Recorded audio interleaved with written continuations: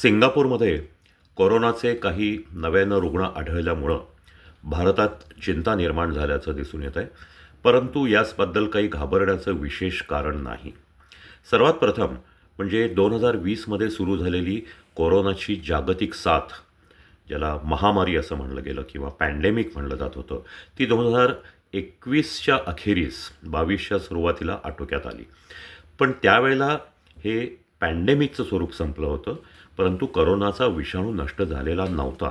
त्यामुळं तो विषाणू अधूनमधून काही भागात डोकं वर काढेल अशी सूचना जागतिक आरोग्य संघटनेने दिली होती. अशा काही प्रदेशापुरता मर्यादित असलेला हा आजार किंवा ही आजाराची साथ याला एंडेमिक म्हणतात आणि यामधून जागतिक पातळीवर तो पसरत नाही, हेही सर्व शास्त्रज्ञांना आणि जगातल्या वैद्यकीय तज्ज्ञांना माहिती आहे. त्यामुळं सध्याचं हे जे स्वरूप आहे की जगातल्या काही देशामध्ये हा आजार आहे, याबद्दल घाबरण्याचं काही कारण नाही. सध्याचा जो विषाणू तिथं पसरलेला आहे, त्या विषाणूचा जो व्हेरियंट आहे त्याचं नाव LP.8.1 आणि XFC आणि XEC हे व्हेरियंट आहेत. ते आधीच्या म्हणजे सुरुवातीच्या करोनाचे जे विषाणू होते त्यांच्या तुलनेत फारसे मारकही नाहीत किंवा आक्रमकही नाहीत. या व्हेरियंटची लागण झाल्यामुळं होणारा मृत्यूदर अतिशय अल्प आहे.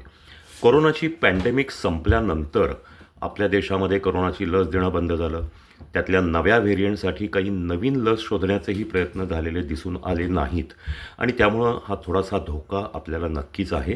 कारण या देशातून त्या देशामध्ये अनेक प्रवासी जात असतात, त्यामधून हा थोडाफार पसरण्याची शक्यता आहे.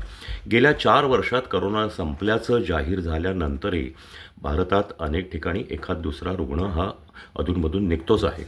त्याच्यामुळं गेल्या 4 वर्षात करोना संपल्याचं जाहीर झाल्यानंतरही आपल्या देशामध्ये करोना आहे. लोकांनी त्याच्या टेस्ट करून घेणं बंद केलेलं आहे. त्याच्यासाठीचे जे प्रतिबंधक उपाय आहेत तेही लोकांनी करणं बंद केलेलं आहे. त्यामुळं हा थोडाफार पुन्हा आपल्या देशामध्ये येऊ शकतो, परंतु त्याची मोठ्या प्रमाणात साथ होण्याची शक्यता नाही. या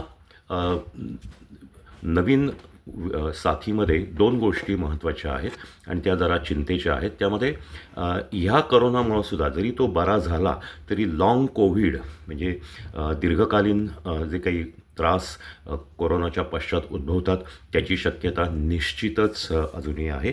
आणि काही जागतिक संशोधकांच्या मते हा जो विषाणू आहे हा प्राण्यांमध्ये सुद्धा त्यांना सापडलेला आहे. कुत्र्यासारख्या काही प्राण्यांना, घरगुती प्राण्यांना याची लागण झाल्याचं आढळलेलं आहे. परंतु लक्षात ठेवा, करोनाचा विषाणू नवा असो किंवा जुना, प्रतिबंधक उपाय तेच आहेत. गर्दी टाळा, एकमेकांमध्ये अंतर ठेवा, नाक तोंड झाकणारा मास्क वापरा आणि नाकातोंडाला हात लावण्यापूर्वी साबण पाण्याने स्वच्छ धुवा. थोडक्यामध्ये तो पुन्हा येऊ शकतोय, परंतु घाबरू नका, काळजी घ्या.